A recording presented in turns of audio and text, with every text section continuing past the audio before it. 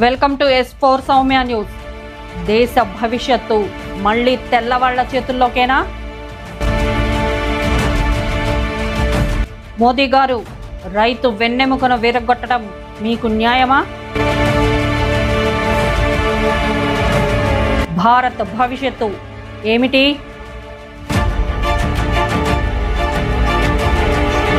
Trade డీళ్లతో రైతులకు బానిస సంఖ్యలు మొదలైనట్లేనా? వ్యాపార ముసుగుతోనే కదా మన దేశాన్ని బ్రిటిష్ వారు ఆక్రమించింది.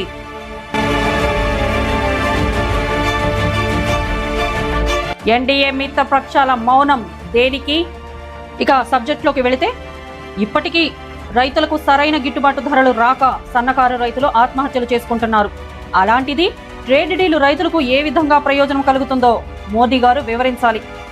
దేశ రైతాంగానికి, పారిశ్రామిక రంగానికి ఇది బ్లాక్ డీల్గా చెప్పవచ్చు. ట్రంప్కి తలొగ్గి దేశ ప్రజల ప్రయోజనాలను తాకట్టు పెట్టడం దారుణం. దేశ భవిష్యత్తు ప్రశ్నార్థకంగా మారిపోయింది. భారతదేశ మార్కెట్ను అమెరికా ఉత్పత్తులు శాసించాయి అంటే స్వదేశీ ఉత్పత్తులకు ఇక మరణ శాసనమే. ఇప్పటికే రూపాయి విలువ 90కి పడిపోయింది. మొన్నటి దాకా అమెరికా వేసిన పన్నులు కేవలం 5% లోపే ఉండేవి. కానీ 5 నుంచి 50% పన్నులు పెంచి అది 18% కుదిస్తే ఇండియాకి ప్రయోజనం ఎలా అవుతుంది? మన దేశానికి భారీ లాభం ఎలా చేకూరుతుంది? సుంకాలు తగ్గింపుతో భారత్కి దక్కే ప్రయోజనం కంటే 0 సుంకాలతో అమెరికాకు మాత్రం 100% లాభం చేకూరుతుంది. స్వదేశ రైతులకు ఉరిపెట్టి అమెరికా వ్యవసాయానికి మోడీ గారు గ్రేట్ డీల్ ఇచ్చారు. సుంకాలు 50% పెంచుతానని ట్రంప్ బహిరంగంగా అంటుంటే ఇది బ్లాక్మెయిల్ గా అనిపించడం లేదా? ట్రంప్ పెట్టిన భయానికి మోడీ తలొగ్గినట్లుగా అనిపించడం లేదా? తన కార్పొరేట్ మాఫియా ప్రయోజనాల కోసం 75 ఏళ్ల వాణిజ్య ఒప్పందాల చరిత్రను మోడీ గారు తుంగలో తొక్కేశారు.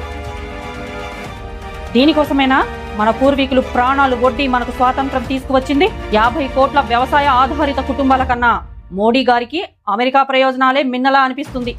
ఈ ట్రేడ్ డీల్ ఒప్పందం ద్వారా కార్పొరేట్లకు లాభం, కానీ రైతులకు మాత్రం నష్టమే.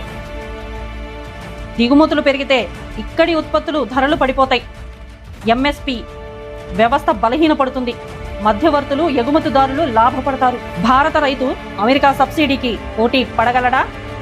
పాడి పరిశ్రమకి ముప్పు. దేశీయ పశుగ్రాస మార్కెట్ దెబ్బతింటుంది. చిన్న డైరీ రైతులు నష్టపోతారు. ఇది కేవలం పంటల సమస్య కాదు, ఇది గ్రామీణ ఆర్థిక వ్యవస్థకు పెద్ద దెబ్బ. బీజేపీ పదే పదే చెప్పే ఆత్మనిర్భర్ భారత్ ఎక్కడా? దేశీయ ఉత్పత్తిని కాపాడకుండా విదేశీ ఎగుమతులకు తలుపులు తెరిస్తే ఆత్మనిర్భర్ అనే మాటకు అర్థమేమిటి? ఒకవైపు దేశీయ రైతుకు మార్కెట్ ఇవ్వకుండా మరోవైపు విదేశీ ఉత్పత్తులకు రెడ్ కార్పెట్ వేస్తే అది ఆర్థిక జాతీయత లేక కార్పొరేట్ గ్లోబలైజేషనా? భారత్తో డీల్ సంతకాలకు ముందే ఫ్యాక్ట్ షీట్లో మార్పులు చేయటం ఏంటి? కీలక అంశాలతో కూడిన ఫ్యాక్ట్ షీటును ఇటీవల విడుదల చేసింది.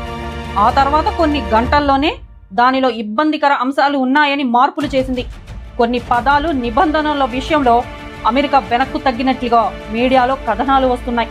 గతంలో 3 వ్యవసాయ చట్టాలు తీసుకువచ్చి రైతు ఉద్యమం ఎదుర్కొన్నారు. ఇప్పుడు మళ్ళీ అదే దారిలో వెళ్తున్నారు. రైతు ఉద్యమం గతంలో కేంద్రాన్ని వెనక్కి తగ్గేలా చేసింది. రైతు భావోద్వేగం దేశ రాజకీయాల్లో కీలకం. రైతు ఓటు బ్యాంకు కాదు, అతడు దేశ ఆహార భద్రత.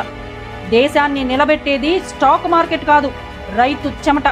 అమెరికా ఒత్తిడి ముందు భారత రైతు తల వంచకూడదు. ట్రేడ్ డీల్ చేయడం తప్పు కాదు, కానీ రైతు వెన్ను విరిచే ఒప్పందం దేశ హితం కాదు. దేశం కోసం రైతు కష్టపడాలి, కానీ రైతు కోసం దేశం నిలబడదా? రైతు నష్టపోకుండా చూడవలసిన బాధ్యత ప్రభుత్వానిదే. Thanks for watching S4 Soumya news. Please subscribe hour